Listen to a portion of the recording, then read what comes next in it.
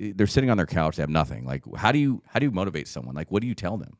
I hate answering this way, but it's like, do it, dude. Like, action, like, do it. Like, do what though? It doesn't matter what you do. Be the best at it.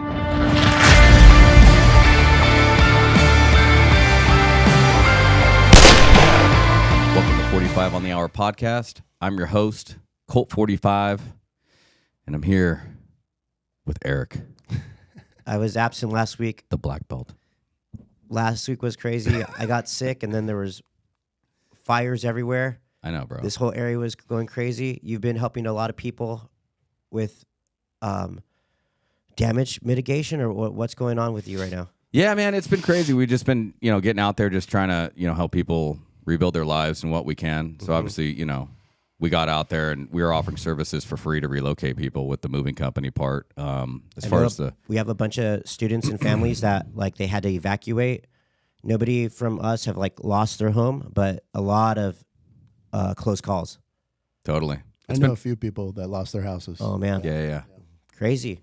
It's been pretty wild with the whole thing going on. But yeah, and then we've kind of been doing some restoration work and whatnot in between, trying to, get people the information so that they can rebuild and have a chance to do that. Anyways, guys, I'll go into the first order of business to introduce our guest here. We got a cool guest, guys. He's a financial guru, a guy that is self-made, a guy that I actually look up to, a good friend of mine, good brother of mine. When it comes to loyalty, this guy's got it. He's a good father, a good friend, and just an all-around amazing dude. His name is Jordan Ott. Welcome to the show, brother. Yeah, thanks for having me, man. This is my first time on a podcast. Really? Yeah, I'm excited. Oh, cool. Really? Yeah. All right, never cool. done it before. Yeah, so. Not too bad yet, right? No, not too bad. Not too bad. Yeah, we were kind of talking off air. We were talking about the Tyson fight and predictions and stuff like that. And we were talking about Jordan was talking about how Tyson's one of his favorite guys of all time. Oh yeah, it goes back to the Nintendo days, right? Right, Mike Tyson Punch Out. Is that the name of the game? Punch Out. Yeah, Mike Tyson Punch Out. Yeah. I was always trying to get to Tyson, man. He was so hard, man. With what was his name, Mickey or Mike or whatever. The little guy. Little guy. Yeah, he somehow would win. Oh yeah, if he had the right hits. But that's what life's about, guys. It's just it's not what's that Mike Tyson quote? It's not how many times. Oh, no, that's a Sylvester Stallone. Oh, I know quote. which one you're talking about. It's everybody has a plan until they get hit in the mouth. Everyone has a plan until you get hit, punched in the face. Yeah, punch in the face. There you go. Yeah. Mike Tyson had a lot of good stuff, man. But the thing we were talking about is that Mike Tyson always has the most emotional responses to anything. Whenever he talks about something, it's so passionate. And that's what his gift is. His gift is to draw you in because he had such a hard and rigorous life. I mean, the guy...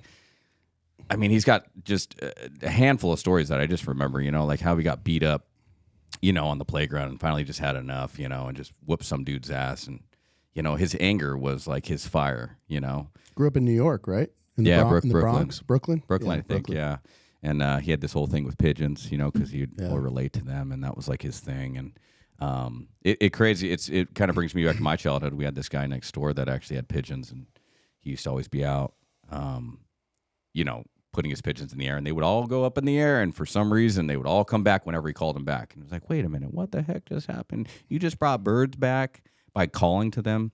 And he'd always say this weird thing, he'd always voice it out. He'd always say come on, come on, come on, come on. And I don't know what that meant, but he'd always say it, and they would come back. That's that was cool. His call. That's cool. It's crazy, man. His name was Manny. But anyways, guys, we're getting into the show. We wanted to bring you guys a podcast that had some sort of financial help, I guess you could say. Jordan is a highly successful guy. He's very successful. He's a good family man, just a really good individual. Jordan, I want to get into your past, a little bit of your history, kind of how you became to be, what got you in the idea of, I know you're a realtor. I know that's one of your things. I don't know if you have other things that you've gotten into, but what do you have to say? Tell me a little bit about your history, and then maybe lead a little bit about into what you do now, and then we'll talk more after that. Sure. So, grew up in Westlake Village, California, born and raised, and went to Pierce College. Played baseball there. Baseball was my sport. That was my love, and then went to Cal Lutheran in Thousand Oaks and graduated from there eventually. I actually left because I started making too much money in real estate, left early from college, and went and worked at a company called Marcus and Millichap, which is a commercial firm. So I actually sold apartment buildings, was my first real estate job. Oh, okay. Yeah. So, but I didn't make money for a long time. When I did that, I was completely broke. So I was working 5-6 years during the day selling real estate. At the night time, I was. How was your family? Sorry, did you grow up in like a average family? I have an older sister. Both my parents were in sales, so they were traveling a lot. Nice. And but I just played baseball. That was my thing. That was life back then. I loved it. Sandlot. Yeah, Sandlot. Exactly. Yeah, I was gonna exactly. say. Yeah, I traveled around starting at 9-10 years old around the United States and went to Australia and Canada and all over the U.S. and played. So I got to meet some cool people and cool experiences too. Right on. Yeah. Sweet, man. Yeah. So that's kind of going back further, but yeah, I mean, good family and. They both grew up in military families, so both Air Force. So both grandfathers are Air Force. Oh, nice.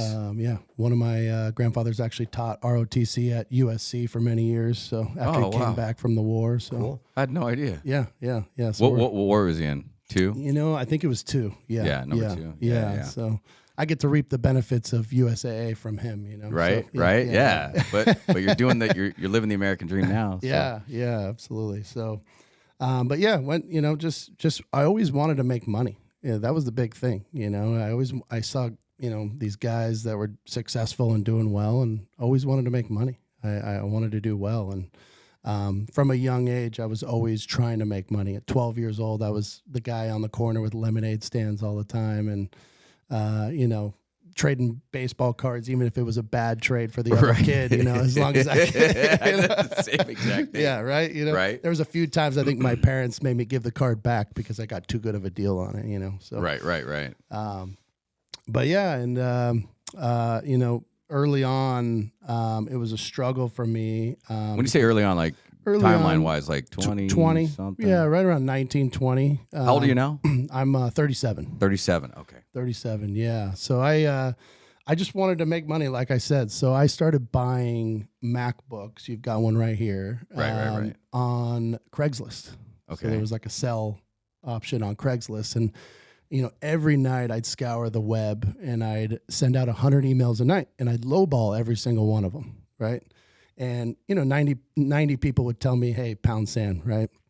5 people would counter me back, and 1 or 2 people or a couple people might say, yeah, I need to pay my rent. I'll sell you the computer for this number. So I'd buy the computer, I'd clean it up and, wipe it down. I had a Microsoft Office, master version from a previous job. And I'd put it on every computer and I'd take nice pictures and I'd market it properly. Wow. And then resell them? And resell it. So I was selling sometimes 2-3 computers a day that were not my own. I'd buy, fix them up, clean them up, sell them, market them the right way, and make $200-$300 per computer. Oh, nice. Yeah. So I did that for a while. Business. Yeah, whatever I had to do, man. I was on Topanga and Ventura Boulevard at the Starbucks right there. I must have done 300 deals there. Holy smokes. Yeah. Dude, that's Right on. crazy, dude. Little side hustle that turns into a business. Yeah, whatever it took. I parked cars for a while. I worked valet. Oh, nice. Yeah, we used to do celebrity parties around Los Angeles and stuff like that. It was a fun gig. It's good money, right? Yeah, it was fine. You make some tips. You get to drive cool cars. That was the coolest part. Yeah. What's the coolest car you drove? Oh man, everything. I think I learned how to drive stick shift on somebody else's brand new. Oh no! Yeah. What the heck? They let you do that? Oh, we used to teach each other. That's why my my wife yells at me every day that we go somewhere. I won't valet. She's like, "Why?"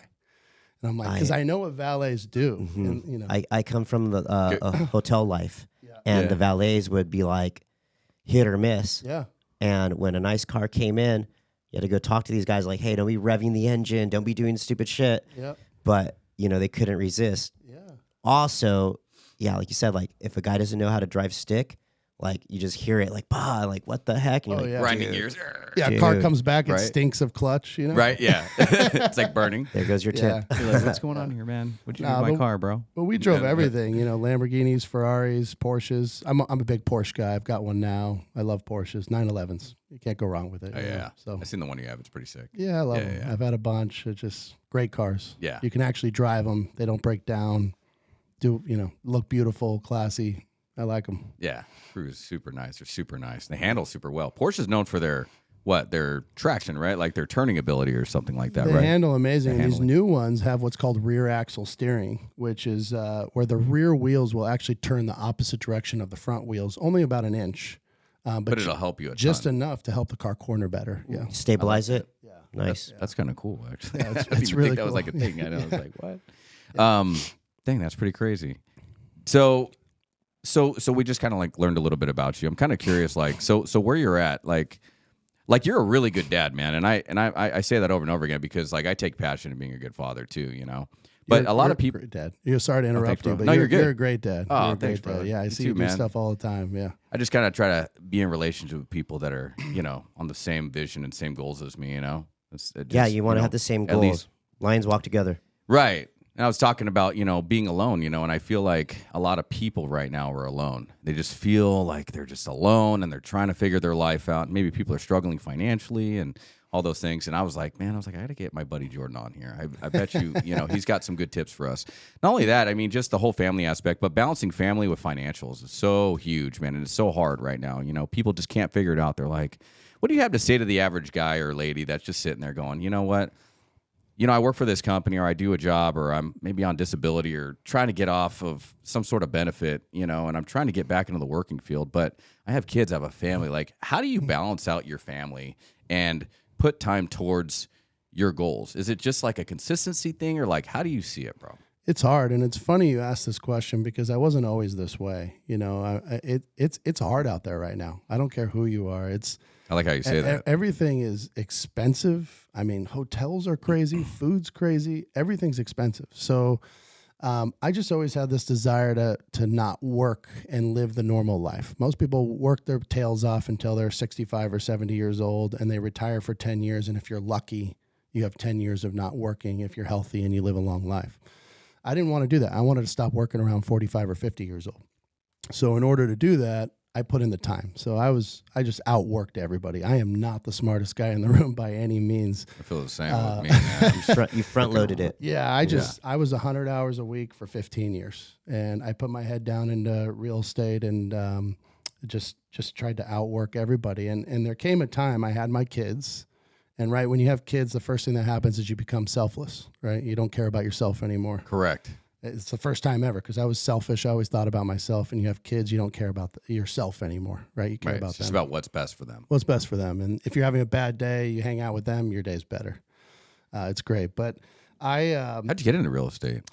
Like why choose real estate? you know, Like, I why did you- I saw the most successful older guys around me, you know, whether it was a girlfriend's dad or a buddy's dad or whatever, or mom or whoever it was. It was just, you know, whoever I saw driving the nice car and living in the nice house, they were in some type of real estate, whether it was commercial real estate, residential real estate, owned apartment buildings, whatever it may be. So I went that route. Nice. But, you know, it took some time for me to learn. My kids are 6 and 9 now. My son's 9. I must have missed, 20 or 30 of his baseball games over the first 5, 6 years, 7 years. That's And a trade-off. Yeah, and I said, I'm not doing this anymore. Like, what am I doing? Like, you can make all the money in the world. It doesn't matter if you're not there. To spend it with the people you're doing it for. I agree, you man. gotta be there. You get gotta I be there. agree. I've been stuck in that situation I'm doing this for people that I care about, but the people that I care about are like, they would rather have me. Yeah. And that's when we're trying to make money. Sometimes if it's an hourly thing, I'll give 4 hours over here, but the 2 hours I would have been with this person would have meant the world to them. Yes. So it's hard. It's hard sometimes to make the right decision. That has more worth, your time with that person, than the money you would make doing something else or working or. Mm-hmm. So what would you say to the person that's just like sitting there and they're just like, man, this guy sounds like a pretty, solid dude. He's got it all together. But like, obviously you're telling me you didn't have it together and it was No. a lot of work. Because I see you getting up. I watch your Instagram. I watch your, I follow you and I see, you're posting it like 4 or 5 in the morning. You're up going to a listing. You're doing whatever you're doing in the morning. You're up early in the morning. You're probably spending long nights. You're getting home after dinner. I know that a lot of people probably don't see that part about you because Patrick Bet David had this thing online and it's a YouTube clip and it shows him like, pounding on doors and like really working. And then until you see the final product, no one really understands what it takes to get to the final product. And would you agree that it's a lot of the stuff that you see behind the scenes that you just don't see? The missed time with your kids, the getting up at the crack of dawn, the sleepless nights, the worried about paying payroll or taking care of your people or, I can't pay my house rent. I mean, when I first started this company, I remember I couldn't pay my rent on my house. Yeah. I remember those struggles, the stress, and you can't let anyone see it. Yeah. Yeah. I think behind every good businessman is a story of struggle, to be honest with you. So I think agree. the people that haven't made it yet or trying to make it, they should know that everybody who has made it has gone through that exact situation that they're going through. I'm a newer business owner, and I've had to like have talks with Colt and be like, oh, like I'm late this month. And he's like, oh, haha, like you think this is the first time it's gonna happen to you? I'm like, oh, but like, yeah, dude, man. So many failures in my business life have like actually like shaped me up. Oh yeah. But it's hard to embrace that in the beginning. Yeah. Because every failure is like, oh, I'm done. Yeah, there's a reason I know that for $1.99, this was, I don't know, 15 years ago, but for $1.99, you can get a BRC burrito at Let's El Pollo go. Loco, and you can add a chicken breast for 99 cents. So you're out the door at $2.99 and you're filled up. Yep. So, Yeah, and you're full. I lived on that for years. Now, how much is the same burrito? Like $12. It's probably $12. Yeah, same number. Inflation. 2 million% or something. Fast food has increased so much. Oh yeah. I wrote this quote down yesterday. I got to share it with you guys because we're kind of talking about it. It was I'll try to remember it because I don't think I'll find it here, but yeah. There you go. I've got this quote I wanted to share with you guys. It's really cool, and it's kind of what we're talking about. It says, everyone is jealous of what you've got, but nobody is jealous of what it took to get there or how you got it.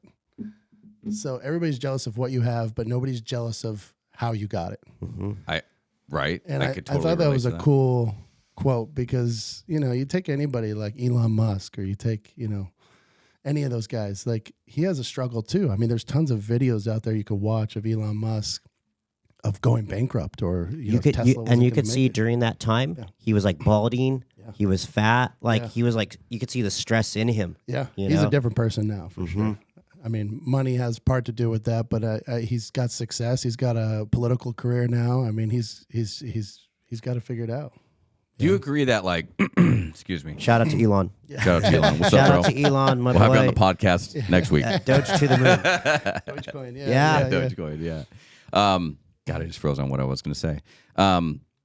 People that are out there trying to be successful, the people that are struggling right now. I guess where it starts is, do you want the right things for people for the right reasons? I think that's where it all starts, no matter what, because you can be the hardest worker in the world, but if you're a snake and you're going to burn people, it's only going to last so long. Yeah. If you're a good person, and I'm vouching for this, and that's just not saying because you're here. Like I believe we're all like good-hearted people. We actually care. I know for a fact you care about your business. I know for a fact you care about your business because I've seen it. And I see that the way that people look at you, both. I see that the way people treat you, both. And I think that has something to say to some sort of level of success. Because I think that if you're trying to be successful and you don't have the right heart and you're not trying to do business or whatever it is that you're trying to do, within regards to trying to help people in some sort of way, like I don't think you're ever going to really make it that far, no matter how hard you work. Would you guys agree or no? Yeah, I do to a certain extent. I think that helping people is huge. At a certain point, you have to feel good about what you're doing, right? I mean, right. You can't do what you hate forever. I don't care what you're doing. You have to have some enjoyment from it. But it's a tough thing. I mean, real estate's a perfect example. Okay, so on all these shows, everybody sees these $1 million listings and they think it's easy and everybody's happy and everybody's buying a $20 million house. But in reality, that's not real estate. In reality, I'm going to sit down at a table of people that are getting divorced or somebody who can't afford their house anymore. Or we call it the 3 Ds: debt, divorce, and Death. Death. There you go. Oh, yeah, man. it was death. Yeah. So death, divorce, and debt. So if somebody passes away, we're generally selling a house. If somebody can't afford their house, we're selling a house. If they're getting through a divorce, we're selling a house. It's very few times that it's actually one of those situations where somebody's like, hey, Jordan, I have our house. It's not big enough. We're a growing family and we want to buy our dream house. That doesn't happen often. Really? So, you're helping people in those situations, but you're seeing some crazy stuff. So you're trying to be like a solution person. You're trying to help them with their problems in a sense. Be a solution person. You're their counselor. Yeah. You're their priest. You're their best friend. You got to listen to what they need. Yeah, I say I'm in bed with people for 45 days, right? Like 45 days, I'm somebody's best friend. I talk to them more than their wife or their husband sometimes. Jesus. And then after the transaction, we don't talk at all, unless I'm calling them to follow up or they need something. Or Yeah, I get you. Right. yeah. So it's like you're helping them through like the most difficult time, typically. Most of the time, it's a difficult time. And I relate to that. Look at the businesses we're in, Yeah. I mean, maybe yours is a little bit different, but not really so far off because when I got into jiu-jitsu, I was on medication. I was taking 9 Norcos a day, of course. man. I don't know if you know that about me. Yeah. I was addicted to pills. I was addicted to Norco. Really? Yeah, which actually Painkillers. We destroyed a talked lot. about that from. I had issues from the Marine Corps for my back. Oh, I'm and sure. VA was just, here you go. And so I was so high all the time. Yeah. And I got sick of it, man. I got sick of it. I couldn't go to the bathroom anymore. And that's what like changed me. And I remember jiu-jitsu is what saved my life. I'd watched some UFC stuff and I was like, I'm going to do this. I was a wrestler and I walked into a jiu-jitsu place. And I think that's right around the time that I met you. Right on. And I got my ass kicked by Rick Preddy, which actually knocked out Chuck Liddell. I And know. beat Chuck Liddell. You know Rick Preddy? Yeah. He's a real estate agent. Yeah. Yes, he is. That's Yeah. funny. That's- Yeah. Hey, he's my buddy. He's a big guy. Huge. Yeah. I think he's like Big 6'7", Rick. Yeah, 6'6", 6'7". That's funny, man. Yeah. Yeah. Dude, even at 55, I think he's 55 or 56. Don't kill me if I get your age wrong, Rick. But he listens sometimes. But yeah, he ended up, he was the first guy that I rolled with. And this guy, Mark, put me with him. And he's like, oh, you're going to roll with him. And at the time, Rick, I think, was a purple belt. Now he's a black belt. And I was a nobody. And I walked in there and, yeah, he kicked my ass. I remember gassing. I couldn't breathe. 'Cause if you don't know anything about narcotics, when you're on like a Norco or something, you can't breathe. Like it takes your wind. And that's actually, I quit hardcore. I quit complete cold turkey because of jiu-jitsu. So jiu-jitsu saved my life. Nice, man. That's beautiful. Do you feel like a lot of people go to jiu-jitsu to like let off steam or that's how they get rid of their work day or their personal life or whatever it may be? So people who train regularly, yes. If you're the kind of person that like weightlifting's part of your life, physical training's part of your life, that's what you get out of it. Maybe you go in with like a bad attitude, but you always leave better. Yeah. It's the new people, the people that haven't built a discipline in their lives yet or haven't found something that resets them. Yeah. Those are the ones that we're trying to always like get in the door a second time, a third time, because it might not have taken effect yet or they haven't like experienced it before. Sure. Yeah, it makes sense. That's weightlifting for me or going to the gym.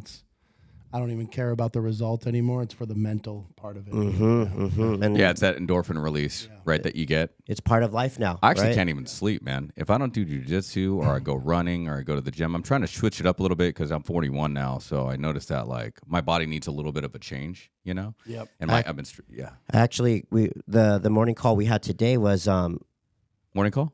when we talked earlier today. Oh, it was me about, too, yeah. It was we about, always check in the morning before it the was podcast. about fitness, and he was giving me like weightlifting tips.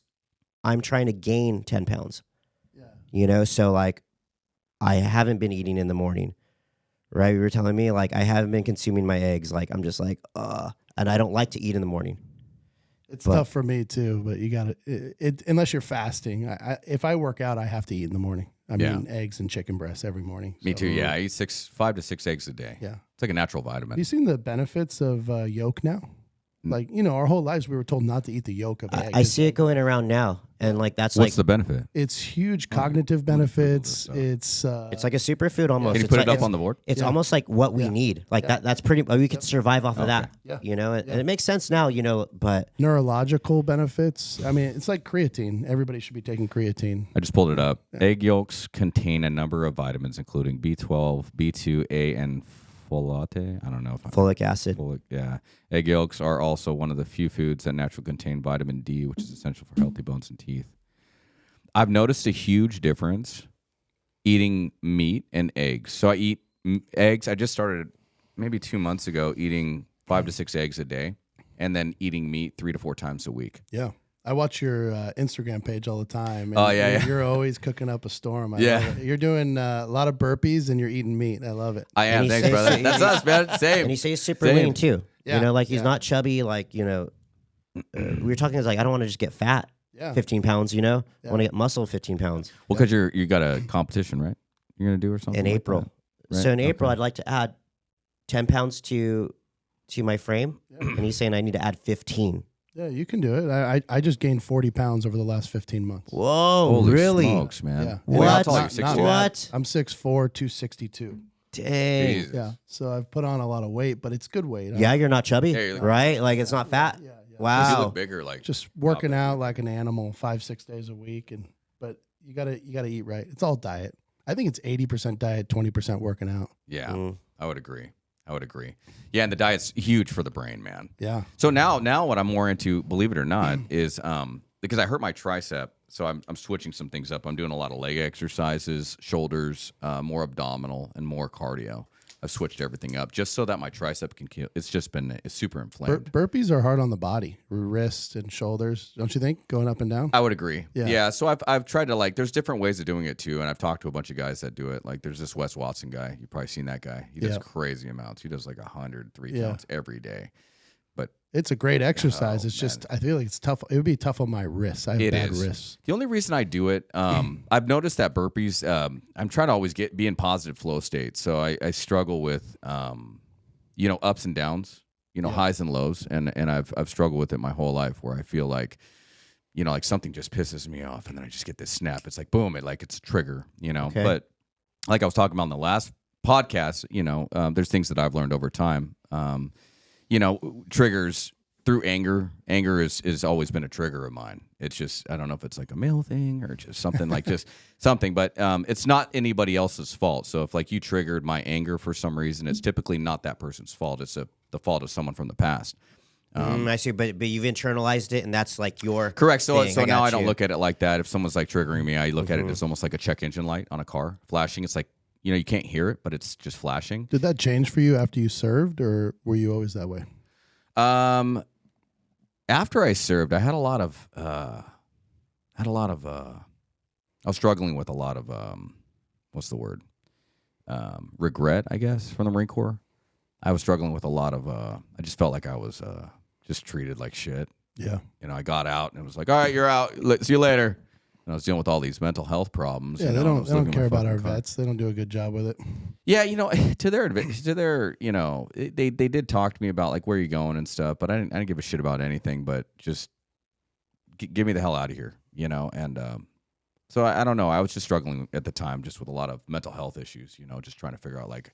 I was angry. I was mad. I was like, I didn't have my family that was welcoming me home. I called my mom. Hey, can I move in, Mom? For a little bit. I was like 22. She was like, no, figure it out.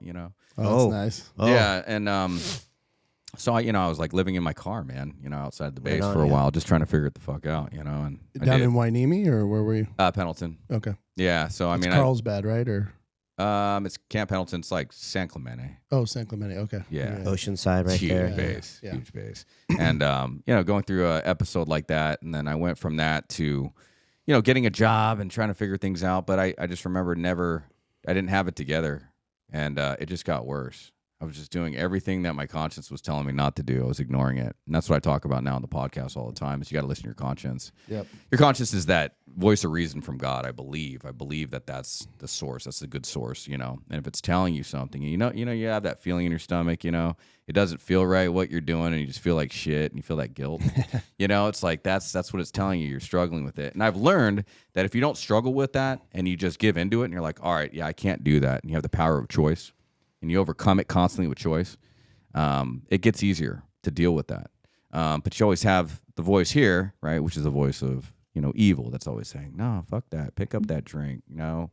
Take a day off. Whatever, you know. Yeah, go do this. Go be, you know, unmonogamous. Go, you know, go be ungodly. Choose the low whatever, road, you know. You know. Yeah, and when you get into those things, like that's when you feel, you know, extreme guilt and things like that, you know, which I think a lot of people feel right now. And that's why I was kind of curious about, you know, like your opinion on people, you know, right now. If they're in this state of mind, you know, what is it that they need to do? Like, what are like the top 3 things that you think they need to do or consider before getting into, like, let's just say business? Like, they're like, oh, I want to be a realtor too, Jordan, and I think I could do what you do. You know, like, what should they consider and what should they be willing to do? That's a good question. I mean, I come from the old school thought process of outwork everybody. And I know that's like cliche. Oh yeah, just outwork everybody. Volume. But yeah, I mean, volume. I've sold 1,300 homes now in my career. Holy smokes! I've just ran around, man. I mean, you should have seen the back of my car. It was full of Celsius, and Celsius wasn't around then, but you know, rock stars and Red Bulls, and I was eating an In-N-Out burger and everything every day. You know, the back of my car was just full of trash. But I was working 100 hours a week, and I wanted to do whatever it took to just make as much money as possible. And I think if anybody, you know, and people need to understand, like, I had 7 years of saying I want to make as much money as possible with no result. And it was like I woke up one morning. It was so weird. And it was when my wife was pregnant with our first son, our first kid. And she was pregnant, and I was like, I've got a decision to make. Like, we're either always going to struggle or I got to put my head down and make something happen because nobody's going to give it to me. So I just put my head down and just went to work. Like, go to work. I show people all the time. They come into my office, new agents, new people. I want to get into real estate. I go, great. Are you okay not making any money for 5 years? They're like, what are you talking about? I got bills to pay. Okay, well, I waited tables at night and sold real estate during the day to make it happen. What are you going to do to make it happen? You know, so most people are lazy. So you're upfront and honest with people. You tell them the true expectations Yeah. about the job. Yeah, everybody thinks that you get a real estate license, you're going to get rich. I mean, dude, we have 1,300 agents at our company. 1,300. Jesus. And we're just a Southern California-based company. We have 7 offices in Southern California. Jesus. And That's crazy. 100 of the 1,300 make over 95% of the income for the office. 100 of the 1,300 agents. Wow. So it's like, it's that huge sales rule of thumb. So I always ask people, are you doing the same thing every day as those other 1,300 agents and expecting a different result? Nothing's going to happen. Nothing. So you got to do something different. Yeah, I always tell people you got to get comfortable being uncomfortable. I like that. I like that. That's I've my used that favorite before. one. I love that. Get comfortable having uncomfortable conversations. Right Yeah. on. Yeah. Yeah. That's where the growth is. Probably jujitsu too, right? Like get comfortable being uncomfortable. Yeah, for sure. And this is when we were talking last week about like when are you ready to learn a lesson? Yep. It's like, I'm tired of being broke. I'm tired of just making it. I'm tired of like my car being full of trash. You know what I'm saying? Like all this stuff is like, all right, I need to level up. Yeah. But you're telling me it's going to take time and patience and hard work. Like, that's not what I want to hear. What's that thing? You got to be tired of being sick and tired. Yeah. Yeah. You know, you know, it's like when are you going to get to that point? You know, and I don't know, maybe to contribute it. I always used to tell people, you know, you got to know your why. You know, like what's your why?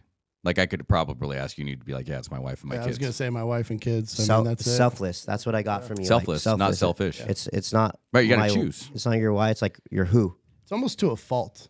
Like if God forbid anything ever happened to my wife and kids, I don't think I could go on. Like personally. Wow. Like you're all in. I know. You're all in on I'm your all family. in. Yeah, I get Like you. that's the reason why I do it. You know, you know, there's days, most days, I'm tired of doing it. I don't have kids or a wife or anything like that. I just exist. But the how comes from the why. So it's like, well, I'm tired of doing it, but how am I going to do it? It's well, the how, it just reverse. As long as you know your why, you're like, okay, well, they're the reason. So I got to figure out a how. Oh, that's the how. I'm going to do it by doing this. Okay, blah, blah, blah. And you figure it out. You always figure it out, right? Yeah. And you don't, he doesn't have wife and kids, but you were just telling me before the show started how he's helping kids. Yeah, he's got a gang of kids. Oh yeah, if you say it like Tell that, me about your program. I have hundreds, right? That's different too. Of course, that becomes the why. That's why I gotta stay in shape and stay good and all this stuff. Like I'm with them more than anything. It's way more beneficial than what I'm doing, dude. Oh, but it's not a money maker. You're helping huge on lives and but not that much. But it's also not a money maker. Yeah. You know, so where does like the business kick in? The business acumen. I think money comes from just like doing what you love to do and doing it so cool. Good. That's been good to us. That is something that's been good to us. But we also had like, because I know you don't want to toot your own horn, bro, or be humble, but like you have a successful business. You have a very successful school. Yeah, that's true. But if I compare it to my peers, look at the time you've been doing it. Like you've made more money probably than me and him both did starting off. I guarantee it. Oh yeah. With your school. That's cool. Thank you for that. The only reason I'm saying that, bro, I don't think like that. You know. Yeah. The only reason I'm saying that is because I know that you care. People, I see the way that people talk to you. Like they know that you care about them more than like a transaction, and that in itself, plus what you do with the kids. You know, like you help out kids. You do it for free. I see you. You know. You go to Topanga Wrestling, you know, you do all this stuff. Yeah, but like those kids, I got like a 50% contract of whatever they make, like I get. So like, right. No, I'm just kidding.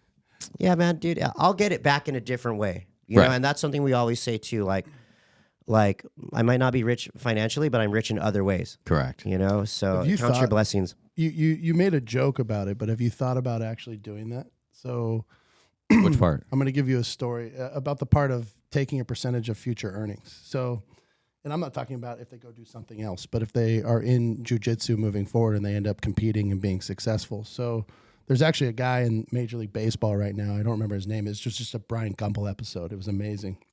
The guy literally played AA baseball for the Cubs, got released, went and approached this guy who was a multi-billionaire and said, hey, I want to start this business. I want to pay players from the Cuba, Dominican Republic, etc.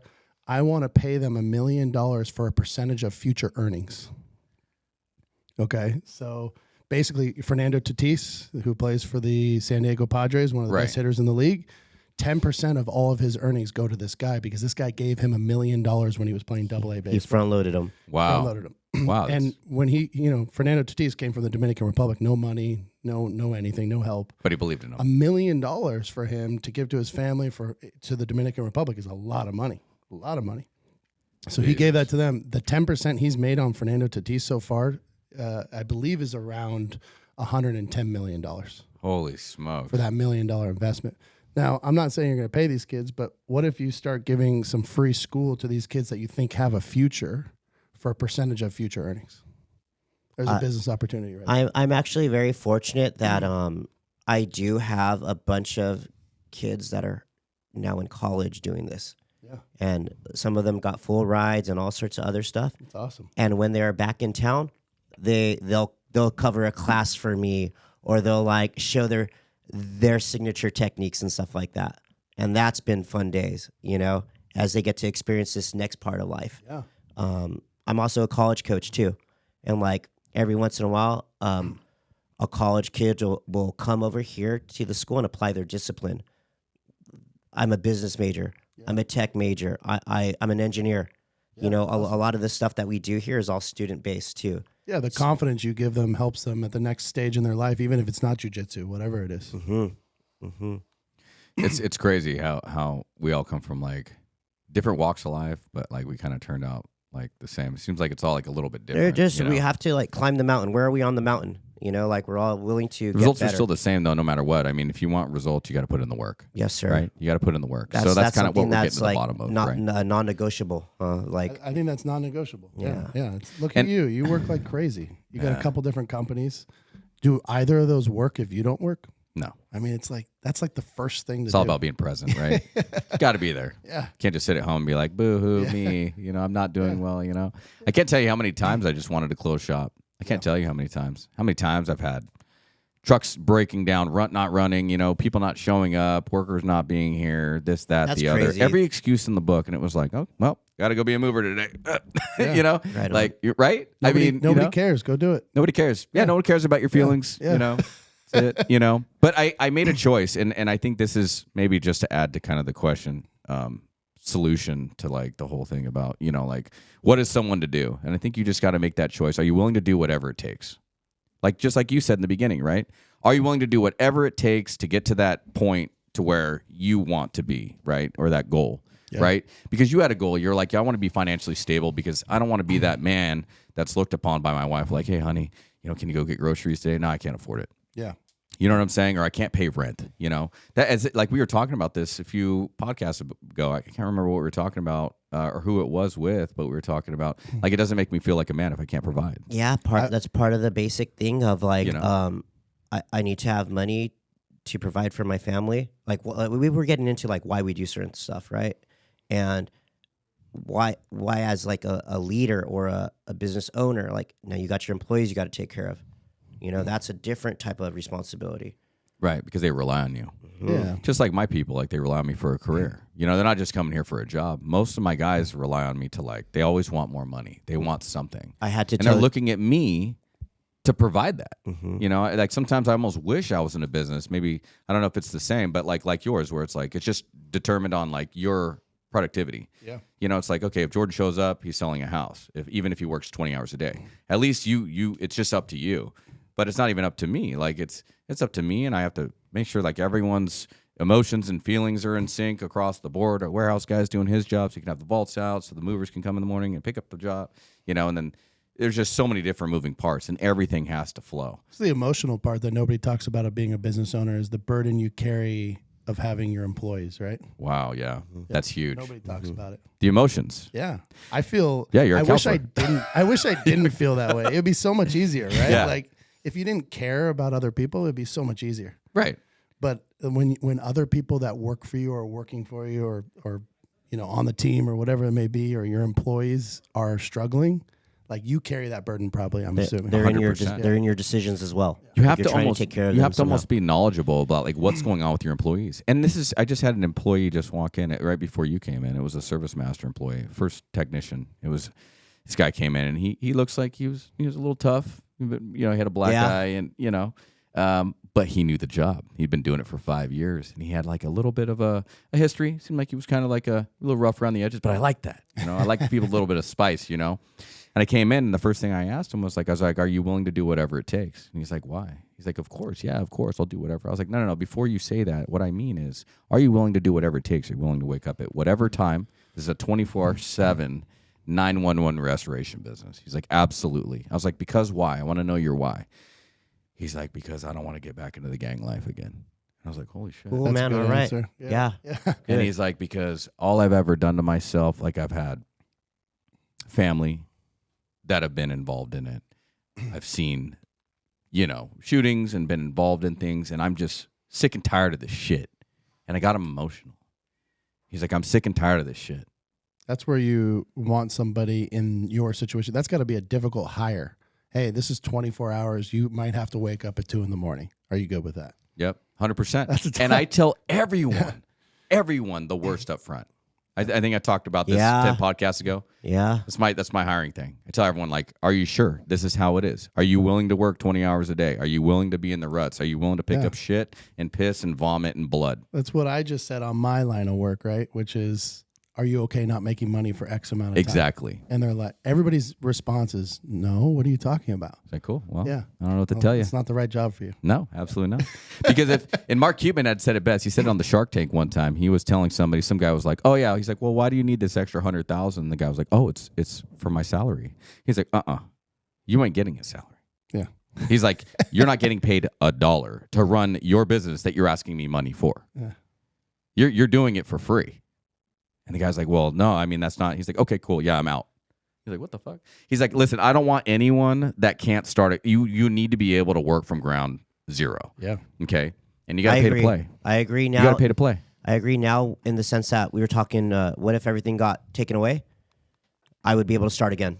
the next day. 100%. With when other people are like looking around for like, oh my God, the world is horrible. Like, oh, like we're back in work, you know. We're back at Del Taco, like, you know, like we'll eat, we'll be fine. Yeah. To come back full circle, I think that's what it is I know that no matter what they take from me, and I say they as like a broad spectrum, like, you know, anything could happen, right? If they took it all from me tomorrow, I'd still wake up and do the same thing. And I think that's what everyone needs to understand, that is, if you're willing to go pursue your level of success, try to go get rich, whatever it is, you got to be willing to do the same thing every single day, no matter what happens. No matter what happens. I don't care. Anything happens. Anything happens in your life. You lose money, you have a death in the family. The worst of the worst, you got to be willing to get up every single day and still do the same thing. You know, your discipline has to stay strong because you can't let your emotions fall. Consistency. Yeah. Right. And it's all about discipline, I believe. I believe it's your discipline, no matter what. You no matter what, you learned know. that in the Marine Corps early, right? Yeah. Yeah. Discipline, consistency, all the words you're using right now. Yep. They'd always tell us all the time, you know, like, you know, emotions don't win wars. Discipline does. Yeah. You know, it's not about that, because our discipline is that we're going to uphold the line and the fence no matter how we feel, no matter what it is. If there's 40 guys coming at us and we have 5, we're holding the line. Doesn't matter. When things are you know, bad. because we don't retreat. When things are bad, you know? when you're scared, you revert to to the lowest level of your discipline. Correct. You know? Yes. Yeah. So, but I think that's just something that everyone thinks about. But I don't think people actually think about it in the way that, you know, they're going to apply it. Not everyone thinks about it. We think about it. We think about everything. Yeah, I think we overthink, mind, and I think that overthinking is a part of it. But I think it's just about taking action. Wouldn't you say? Absolutely. Because there's probably a time where you're like, you know what, I'm going to go be a real estate agent, and I don't care what it takes to do it. I'm just going to do it. Right. My biggest pet peeve now at this point in my life is people that talk with no action. Oh yeah, I hate that. I literally hate it. How many people have you interviewed and they seem like a perfect person when you interview them? I'll do anything. I'll do whatever it takes, Colt. Yeah, I got this. I got this. And then day one, they're like taking a nap on the side or whatever. Yeah. Like, you're like, dude, you just told me. Yeah. You know. I'm weird about that shit, man. It really bothers me. Like you'll almost never catch me if I say I'm going to do something. It's 99.99999% I'm going to do it, even if it's like, hey, I'll call you back. Oh yeah, that drives me fucking nuts. I'm big on that. Yeah. Yeah. Hey, I'll call you back. So I think calling back, like I'll call you back, is like a few hours at most, maybe. You know, that's like when you say that phrase. Someone just doesn't call back at all. Drives me fucking nuts. I don't care how busy. That just drives me absolutely berserk. For me, it's late people. I can't deal with people that are late.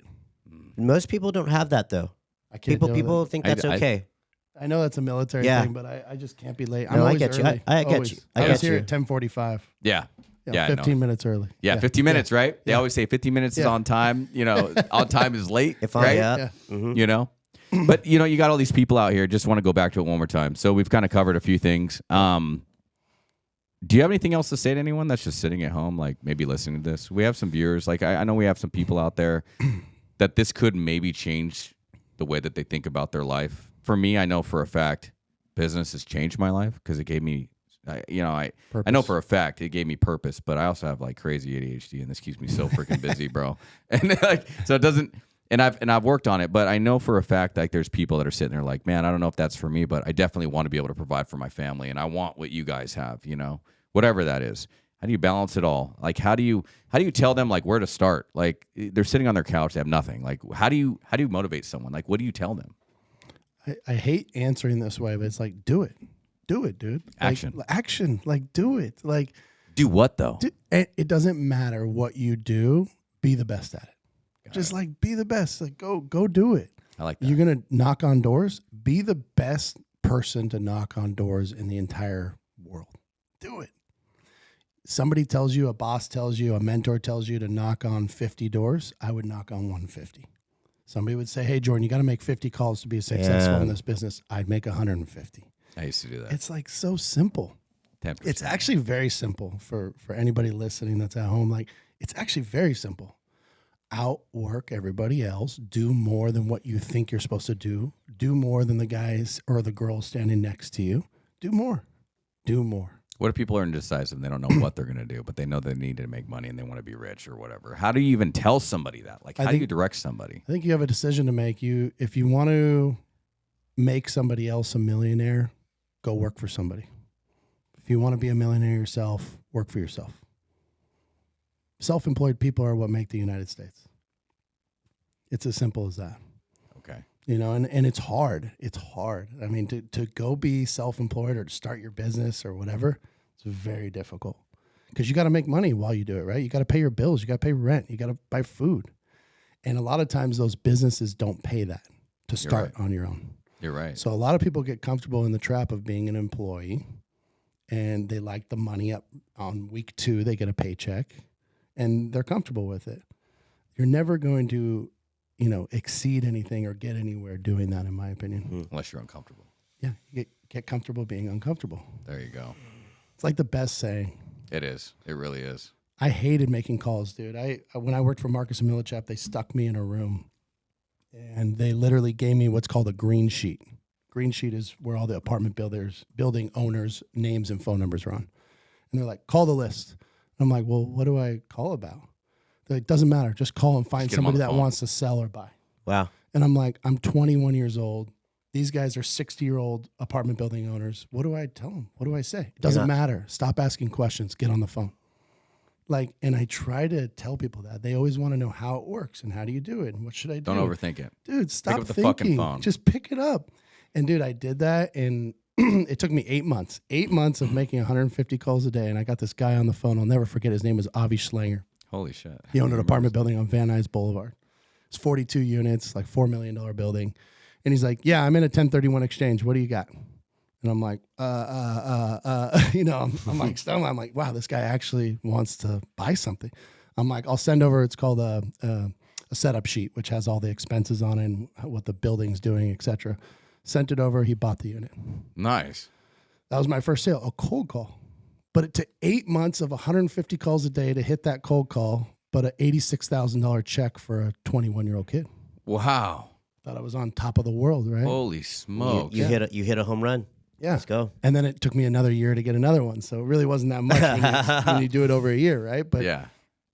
you start learning, you know, what works and what doesn't work. So I did something similar. I did credit card merchant processing and cold call people and stuff like that. it's a tough I used gig. to have, it is, yeah, I had to make 150, 200 calls a day. Yeah. Cold call. And we had an auto dialer, which was illegal at the time. But Mojo dialer that calls 4 people at once. And we had an whoever auto picks up- dialer list, and it would just call them over and over again. It'd go through a sheet of like 10,000 numbers, and then when the phone would ring, they would pick up, and it would just automatically connect us. Yeah, so Auto dialer. Mojo dialer is kind of the same. It calls 4 numbers at once.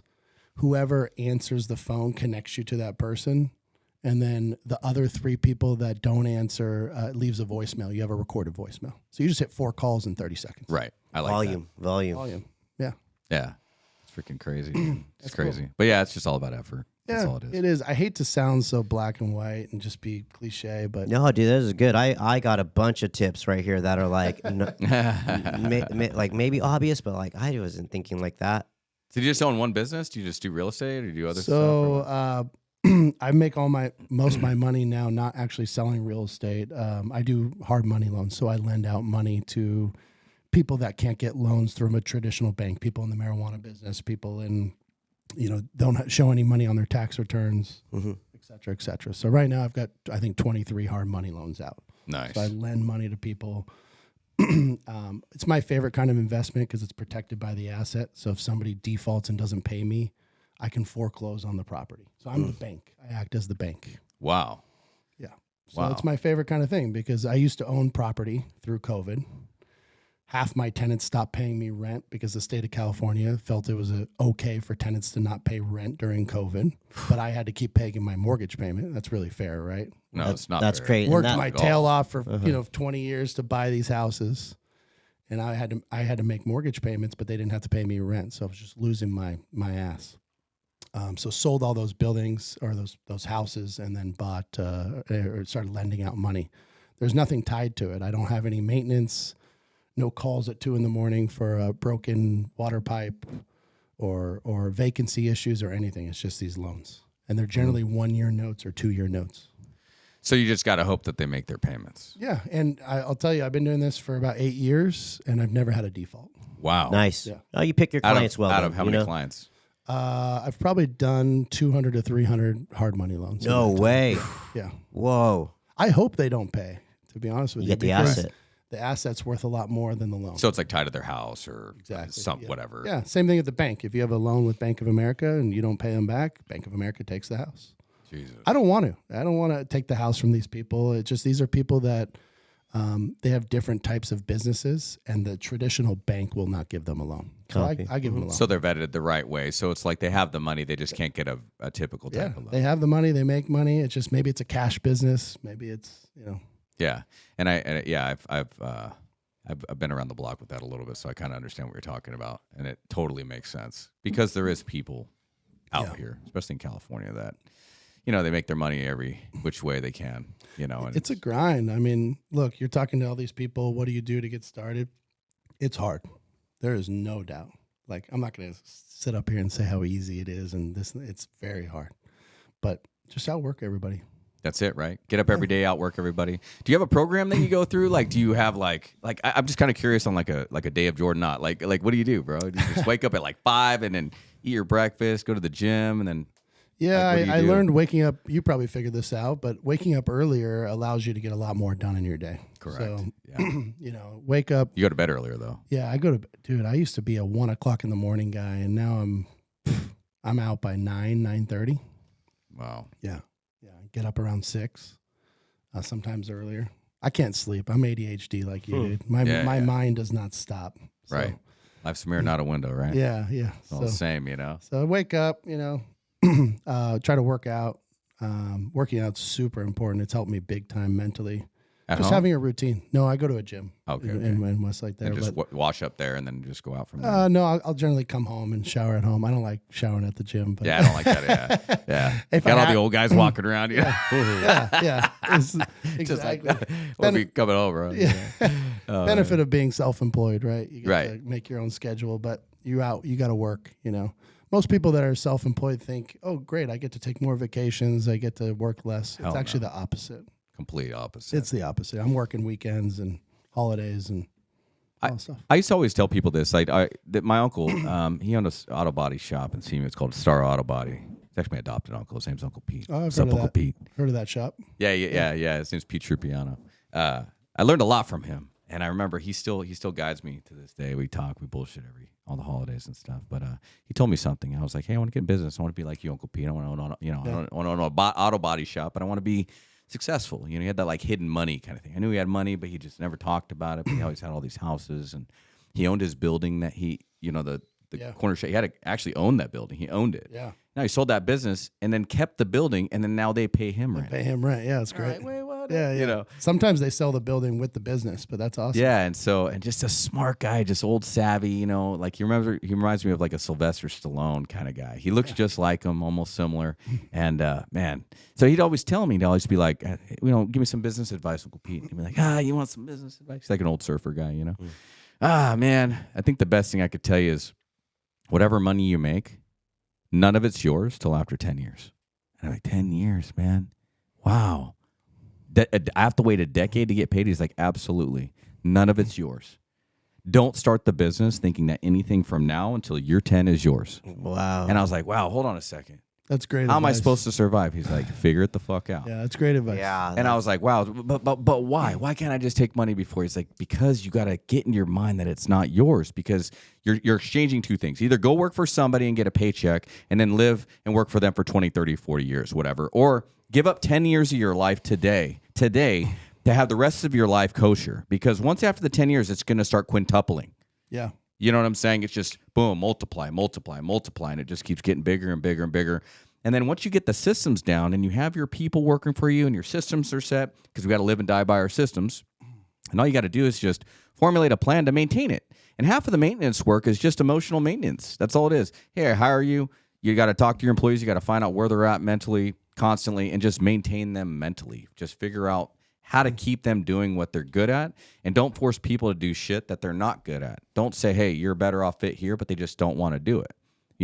I've struggled with people along the, ever since I've been doing this, with just putting them in places that they just don't need to be at, And so he gave me those few tips, and I was like, okay, 10 years, got it. And I'm doing it because once I hit 10 years, then I'll never have to ask for another dollar again. Yeah, I'd rather give up 10 years now to have the rest of my life. You know what I'm saying? Yeah. And at the time, I think it was like 29 or something, 28 when I decided to do this. Also look at that, what you just said in a different way is like, don't buy stupid shit. You know, like don't make your first couple bucks and then go buy a stupid car or go buy a depreciating asset or go to the mall and buy a bunch of sneakers and shoes. Like, come on, stop. Reinvest in yourself, reinvest in the business, and I you'll like what you see said it about that. tenfold for sure.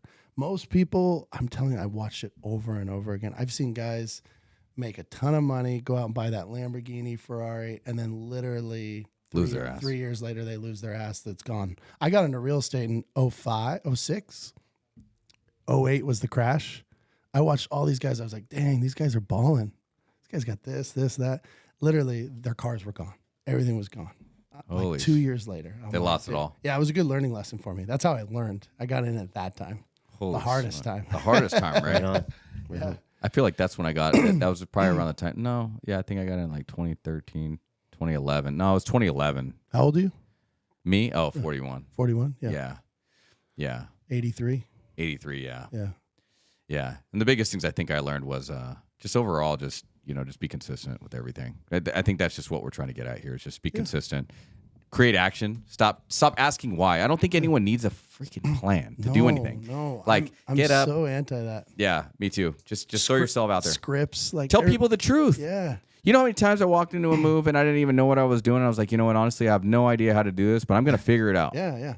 And people appreciate that shit. Fake it till you make it. Dude, all day long, right? Hey, I'm going to figure it out with you, you know? I even told this guy that just came in, I was like, hey, man, we're a new branch service master. We're still learning. We've done, I think we've done 11 or 12 jobs so far. But I was like, we've done 11 or 12 jobs. We got a little fire, a little water under our belt. We haven't had any trauma yet, but we're learning. And he's like, oh, man. He's like, I'll teach you everything you want to know. I was like, that's what I'm looking for. I was like, you're going to be my boss for the next 6 months. I'm hiring you to be my boss. And I asked him what he wanted per hour, and he gave me a number. And I gave him $1 more than what he was asking. I was like, you're the boss. You're in charge of me. You're my boss. Can you handle that? He's like, yeah. Whatever you say, boss. I was like, man, Good no. answer. Yeah, exactly. But That's great that you did that, by the way. More people don't do that. Do what? You just said I paid him $1 more an hour. Yeah, I do that all the time. So what? And you did it early on, which is great for motivation. But I pay people more all the time that deserve it. Me too. Like I'm like, financial advisor. I'm like, dude, you just killed it for me this year. I know you charge 1%. Here's an extra.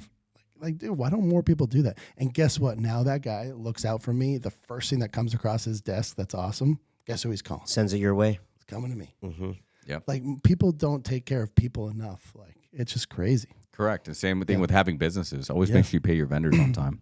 Yes. I pay my vendors before. Yeah, because they're I sitting never make there. them wait. I never if I owed you $10, I think we've had a thing where I had to like pay you one time and I was like, boom, here you go. Yeah. Like I don't mess around. No, it's like good. with money. Yeah. If I owe you money, I give it to you. Yeah. Most likely before you ask for it. And if I tell you, hey, I'll pay you on Friday, I'm probably paying you on Thursday. Yeah, we've done a bunch of business together, and Yeah. I only call you if there's a problem, right? Yep. Which it's bad, but that's just the way Yeah, business that's is. just the way it is. And which isn't often. I don't Yeah. call you often, but I think one of the door jams got damaged on a move or something like Yep. that. I don't know if you remember that in Thousand Yeah, Oaks. I remember that. Yeah, older and, woman. And you're like, Husband no problem, passed take care of it. It'll be done. Literally 24 hours. You sent your handyman over there. 24 hours later, it was done, taken care of. So it's like, but that's what it takes. Totally.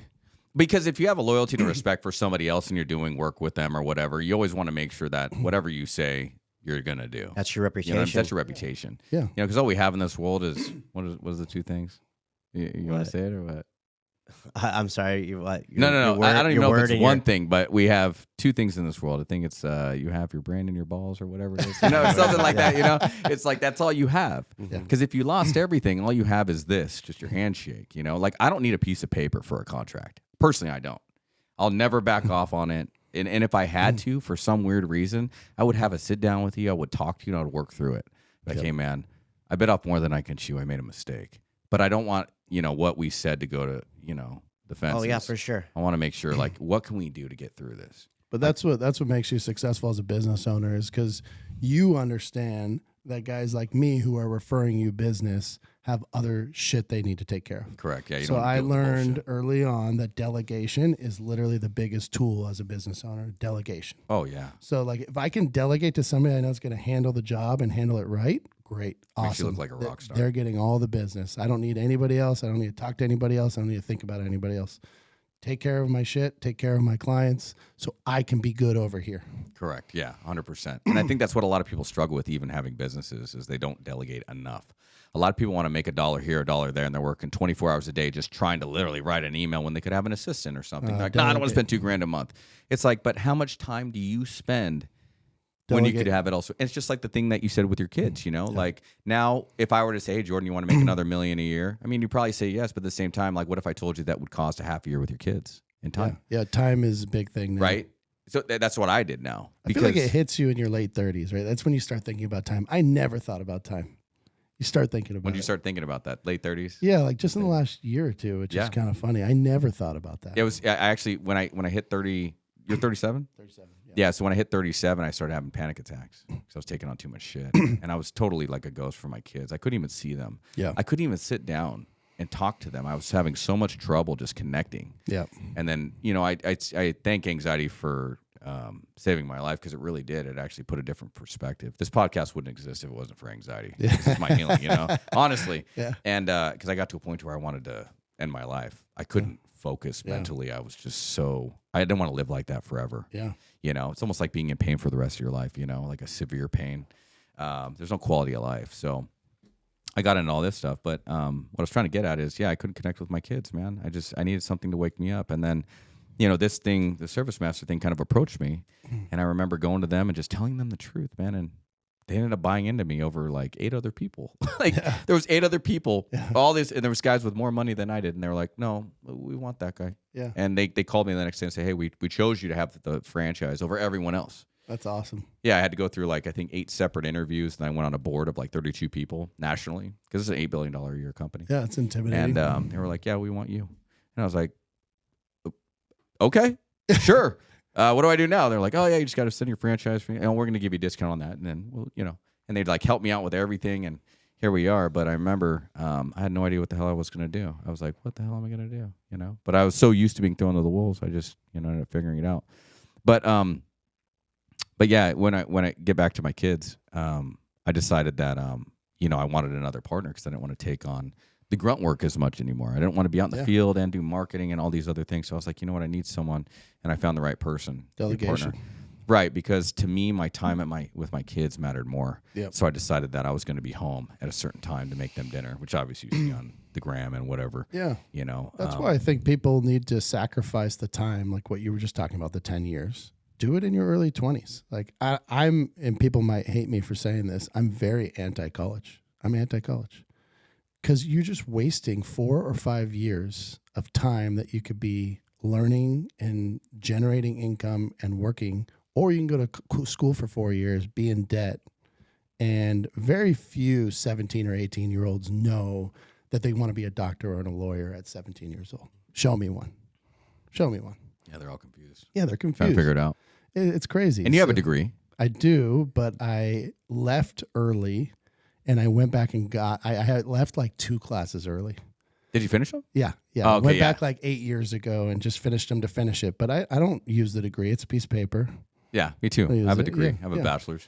And this come from 2 people that don't even use their degree. Don't use it. I don't. I mean, the good news is it's in marketing and advertising, which I do on a daily basis. But yeah, mine's business management. Yeah, so you use it, you know, but you don't need it to do what you do. But I have a question for you.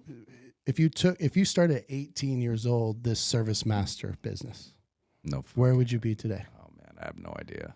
You'd have crazy businesses, right? If I started at 18. 18 as opposed to starting at if I had the mentality I have right now, then I could have done it. You'd have like 20 years in it. I think I would have gaffed it off. But what if you were 20 years into Service Master? And not everybody's mature enough to do it, but what if you were 20 years in? What if you went to go work for Service Master as an employee to learn the business before I see what you're saying, one? and then come in. Yeah. Oh, yeah, I'd be way By different. 23, you have enough money saved up to buy Service Master. I know a guy that has a Service Master that's had it for 20 years. Yeah, and he does something like $18 million a year. There you go. So, I mean, I'd be in a different field for sure. Yeah. Because I would have figured it out a long time ago, and I'd be in a different But we're all different, world. right? We all mature at different times. You went into the military. We all have different paths. But, get to work. Correct. Yeah, because if you're not going to do it today, and I was even talking to a guy last week, and he was like, yeah, man, he's like, I'm 35, to start over, it's going to be hard. I'm like, okay, well, you're either starting over at 35 or you're starting over at 45 or 55 or 65. You know, and then eventually you're going to come to terms with your life, and you're going to be like, okay, well, I got to start over somewhere. Yeah. You know, and one of the biggest learning lessons I ever got was from my sister. You know my sister Sheena? Yeah. Well, her her husband's father is a huge patent attorney in California. Anyway, so he started off around your age, 37, 38. He went back to law school, got his degree.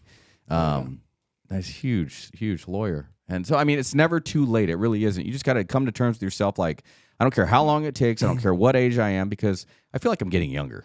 I really don't feel like I'm getting older. I just feel like I'm getting younger. I feel like I know what I want now. I feel like Smarter. Smarter. Yeah. I really don't care about other people's opinions. I care about the people that I have around me more, that I value their opinion. Yeah. You know what I'm saying? Like, I don't want people that I don't care about their opinion around me anymore. I don't really care what like the world would say about me. Is my, like, I know that I'm a good person. I do the right things. You know, I follow the right paths in my eyes now. But now I'm more interested in, like, who can I be around that can make me better? You know, who can I learn from? Yeah. You know, people that motivate me, people have the same visions as me, all those things. That's more what I care about now. And I care about a lot more time with my family, with my kids. Yeah. Being there for my daughters, making sure. Well, how long do you have with them before they're 14 years old and don't want anything to do with you anymore? My oldest one's going to be 18 in December. Yeah, she won't. She hasn't. She's got a life. Yep, she already does. Yeah. Driving me nuts right now. So you got like from till the time when they're born to 14 years old, realistically. Realistically, yeah. It was 12 when I started noticing changes. Yeah. You know, around 11 or 12, it was like they're not daddy's girl anymore. Dad's not cool. He's got tattoos, but he's not cool. Oh yeah, yeah. I get pops now. They call me bruh. What is this bruh stuff? I get the bruh. man. What's up, bruh? I don't know. Stupid. But yeah, guys. I think people understand now. I think they got enough to go to battle with if they want it, right? I think if anyone's sitting out there in La La Land, you know, just sitting here, you know, listening to the podcast, stop listening to self-help if you're not going to take action, because it ain't good. I like that. You know, because you're getting all these tools, you're getting all this stuff from guys that have, you know, been doing this almost 20 years, you know, putting our lives out there, you know, sacrificing our families. And it's just hard work, consistency, dedicating it to yourself that, hey, I'm not going to do anything other than what I say I'm going to do. And until I get that, I don't give a shit what happens. I don't care what I lose. I don't care if I lose it all. I'm going to start over again. There's too many people out there trying to do what you're doing. So what are you going to do to separate yourself? What are you doing different? Make yourself very different. simple. Make yourself different. What are you doing differently? Correct. I had to outwork them because I wasn't smarter than them. So are you smarter than them? Do you have to outwork them? What do you have to do? Yeah, the same as me. Yeah. Yeah, like books didn't come natural to me. No. Intelligence didn't come natural to me. I've read a couple books. I think that's it. Yeah. I read a lot more now because I read all the Stoic stuff. I read a lot of articles, but not books. Oh, okay. Yeah, like Wall Street Journal I read, and then listen to podcasts all day now too. Yeah. Oh man, I got some good ones for you. Yeah. I've learned a lot. My biggest thing, my addiction now is, you know, because I've kind of like I'm pretty happy with my business area, you know, now. Just letting these businesses formulate themselves. I don't really need too much more now, but I'm trying to focus more on emotional intelligence. Yeah. For me, I'm trying to work on triggers. I'm trying to work on, you know, because there's always something to work on. Oh, yeah. You know, because I came from a very non-structured lifestyle, you know, very chaotic, you know. So for me, having the past that I have, I had, you know, made me confident, but it didn't give me the tools that I needed to, you know, mentally and emotionally succeed, I guess you could say. Yeah, maybe it's time for some calmness in your life. Yeah, that's what I'm trying to look for, you know, peace, Yeah. you know. And I wish that for everybody, man. I'm so excited to just learn, you know, and be around good people, you know. And this podcast has really brought good people like you around. I mean, you're here, you know. Yeah, thank we've you. had some Thanks for really good coming out. guests and It's stuff first like that, first you know. podcast. Yeah, first Yeah, one. nothing crazy, right? Not too bad, right, bro? Nah, it's just having a No? conversation. Yeah, I told you. Yeah, he was texting me the other day, and he was like, "So what's the topic?" And I was like, "Nah, man, we're just gonna have a conversation. Yeah. Don't worry about Even it." in this conversation, you educated me quite a bit. Like, that's thank you for awesome. that. Like, I got a bunch of like new techniques to make a couple bucks. You know, There you also like knowing where I'm at realistically. If like, oh, like this thing ain't even for real yet. I got 10 more years at this. Yeah. Right? Like, oh, damn, that's a realization now. That's going to change stuff, Yeah. you know? Well, just if you make it before, it's great, you know? Like if you really make it before, you know, you just have like an abundance of money. But the idea is just to give yourself something that's just, okay, well, it's 10 years, so stop getting comfortable. That's the idea, right? Don't be comfortable, right? Stay uncomfortable. and just get used to that. And if you can't accept that, then yeah, maybe you need to just go, work at Starbucks or whatever. You talk about not being comfortable. There's all this new science now, right, on cold plunges, saunas. What's that doing? It's making our bodies uncomfortable. Correct. It's the same thing mentally. It's a humbling technique. You need to be uncomfortable as a human. Why you take cold showers? Yeah. Okay. I do, yeah. Yeah. But why do people work out? It's not fun. It's not comfortable being sore and. But what's the alternative? Yeah. Being fat? Yeah. What else do you want? Yeah. Be uncomfortable. Right. Because that's something that we actually Be uncomfortable. Don't complain. Just dude, do it. I think that's the number one thing that I always try to do daily is I always try to make myself uncomfortable. I have uncomfortable conversations. You make me uncomfortable. Probably daily. Do I? No. I'm sorry, bro. No. Only when you're in a headlock. Yeah. Even in jiu-jitsu when I'm practicing with Eric, and Eric's freaking crazy good, by the way, but because he's a black belt. But he'd take me down. Dude. He's about half the size of me. He'd take me down. It's just weird. Even I've seen him with guys Jordan's size because Jordan's a huge guy, But during my time, I was lucky. Like I compete and travel the world, and won some big matches. But now, like I'm like in instructor mode, so I'm chilling half the day. I've noticeably like taken my foot off the gas for myself. You know what I'm saying? Like I'm not selfish with my training anymore. How old are you now? 39. 39. Okay, we're all around the same age. yeah, about the same. Yeah. Yeah, it's been interesting. I just try and take care of myself, have longevity in this, put some more pounds on my body for longevity, But would you agree? One last topic I wanted to cover. Would you agree to not get into a business that you don't understand?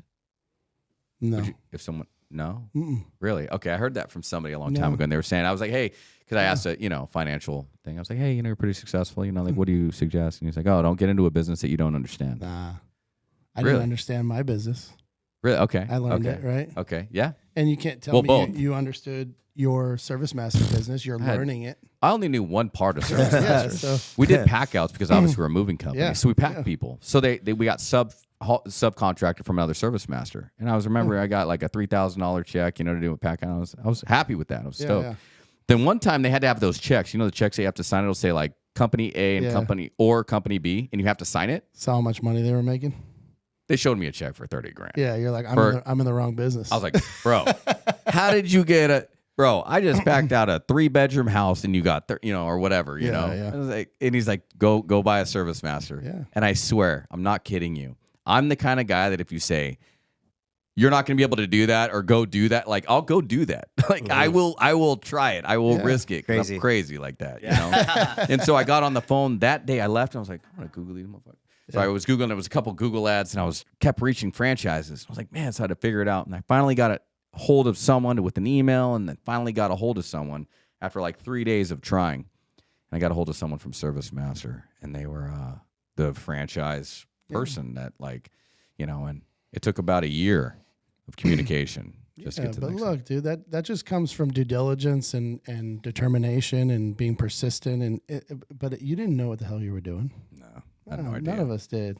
None of us did. So Action, right? I don't mean to disagree with you, but I disagree with it. I don't. No, agree I love with it. I love it because I didn't think about that before. I didn't think about that. if you choose any business, it's a great idea. Mm-hmm. Just dive do in, it. dive Yeah, I know electricians that make $2 million a year. Electricians. I mean, it doesn't matter, but he's the best. He's the best around. He's the best at what he does. Yeah, window washers that make $2 million a year, $3 million a year. They're not doing houses. They started with houses. Now they're doing commercial.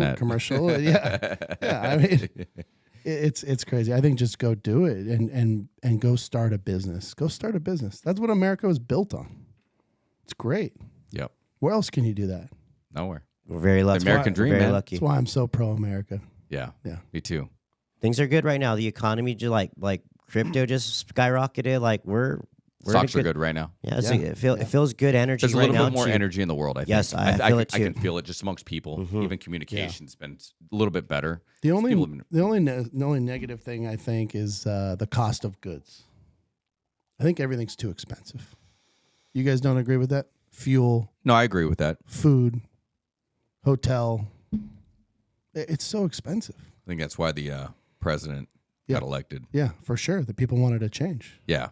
But it's like, I think that's the only negative. I think that you're correct. Like after the election, I see this burst of people excited and ready to go. And Did you feel that? Because you're in real estate, so did you feel like your phone ringing a little bit heavier? No, real estate market's in a weird spot right now. Is it really? It's affordability. So that's why I talk about affordability. What's the rates at? Almost 7%. They haven't gone down yet. So, somebody buying $1 million house, which I know we're talking to people that live all over the place, but where we live, that's like an entry level house, which is crazy, right? $1 million home with 20% down with taxes and insurance, you're going to be over 10 grand a month. That's quite a bit, if you're It's crazy.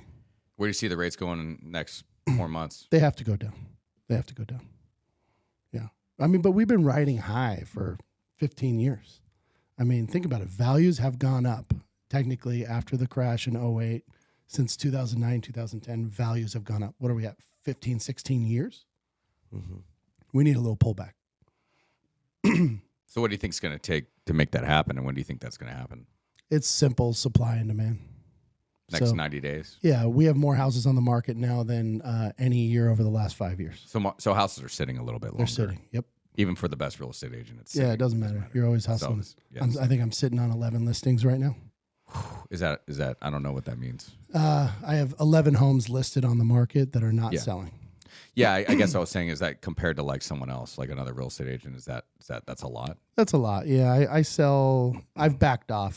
For a couple of years there, I was selling 100 houses a year, which is crazy. A house every Crazy. so, dude. yeah. every 3.5 days, we'd close an escrow on a house. Whoa. Jesus.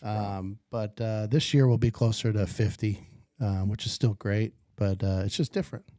Just different for sure. Yeah, we talked about it with the moving company. Mm-hmm. Absolutely. Yeah. Yeah, it's definitely taking a hit. But what the crazy part is we're still in business when everyone else is closing. So that's what I'm. Yeah, top dogs stay alive. Oh, top dogs stay alive. Yeah, you're just doing whatever it takes, to make it work. Yeah. And then we have team meetings every week, and we always talk about things that we can do. We have goals and things like that. How do we get more business? We even pulled off advertisement. We were doing Google ads, spending $15,000 a month. Yeah. And I remember our at first we were getting almost double, sometimes like almost triple, and then it just winded down to like double. Down. But they still wanted the same money from you. Still want the same money, yeah, because Google started off asking. Remember, it used to be like per click $32 to $50, and then it went to like 80, 75, 80, and then I remember one time I checked and it was like $180, and I fired 2 different PPC people that were running campaigns for me, and they just couldn't figure it out. Yeah. They literally couldn't, and I was spending 10 grand. And I've lost my most money advertising.